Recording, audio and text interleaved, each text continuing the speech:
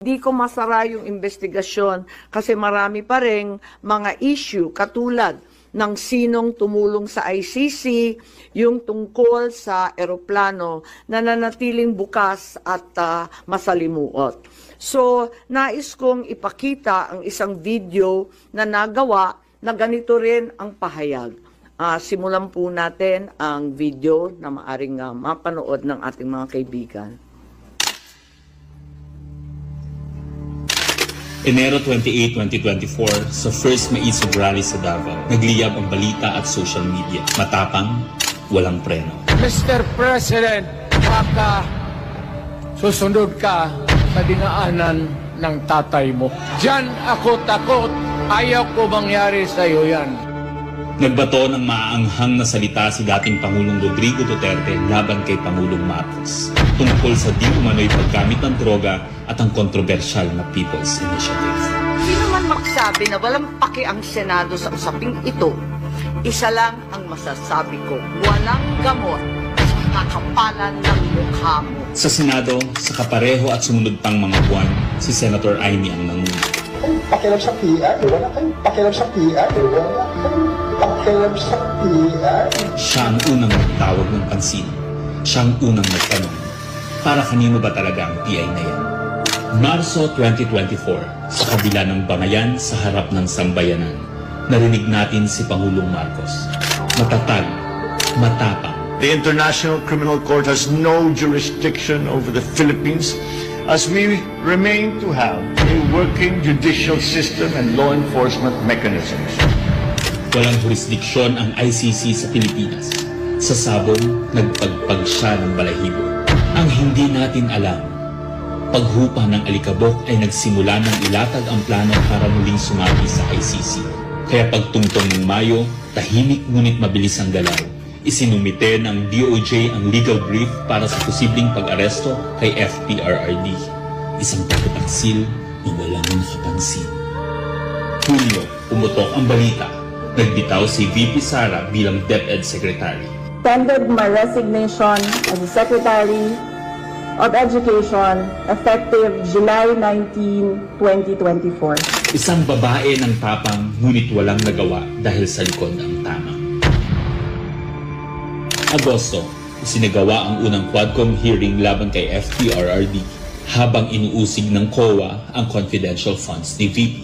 Ang hindi natin alam, sa gitna ng lahat ng ito, itinalaga na ni PBBM si Marcos Lacanilaw bilang Special Envoy ng Transnational Crimes na siyang magsusuko kay FPRRD.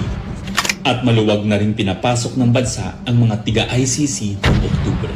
Walang bahid ng pagtutol, walang balak na ipagtanggol ang kapwa Pilipino.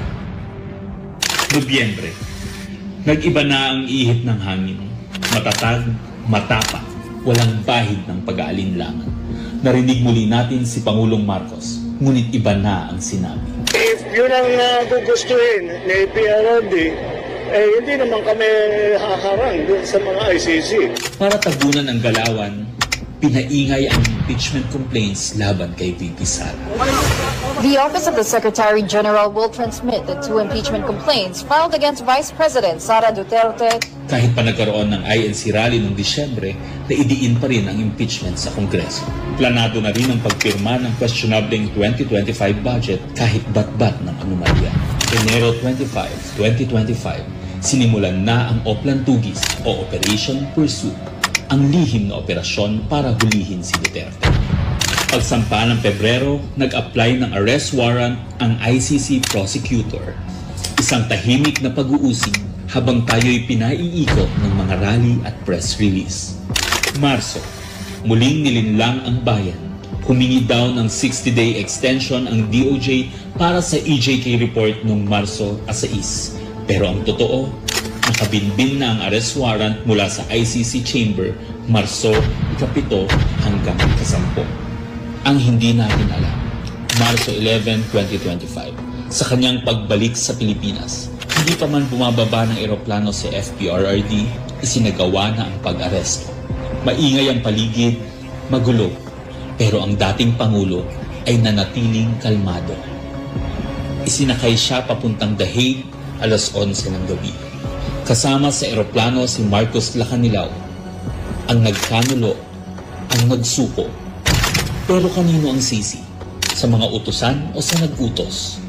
Managot ang dapat managot, nakalatag na. It's a request to the Philippine government from Interpol enforce the arrest warrant. And we have commitments to them. Ayaw nila ipagpatuloy ang pag-iimbestiga. Maliwanag na ang buong administrasyon na ito mula sa pinakataas hanggang sa galamay. Nagplano. Ikaw ho ba nagplano ng lahat ng ito? Hindi naman. It was a group effort. Secretary Chudoro was there, Secretary Anyo was there too, and the President and I. Nagsakatuparan.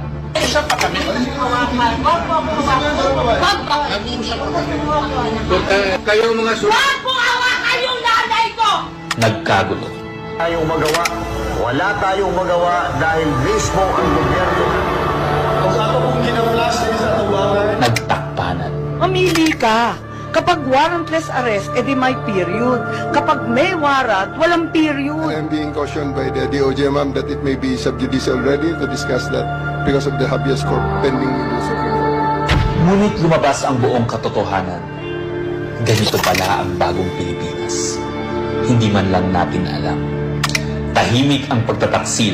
There was no red notice and what was issued was merely a diffusion. Tahimik ang pagwasak. Paliwanag mong maigi, representative ka ba ng Pilipinas or representative ng Interpol? Pipili ka lang. Nirepresent ko po ang Interpol NCB Manila. So mali itong papel na to. Harapan ang pagtalikod.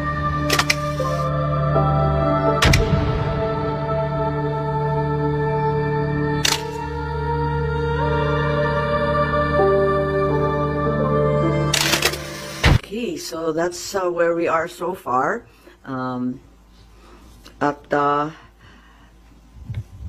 Mahirap hindian ang sinasabi sa bidyong yan na may isang malawakang plano na may kinalaman sa politika at sa 2028.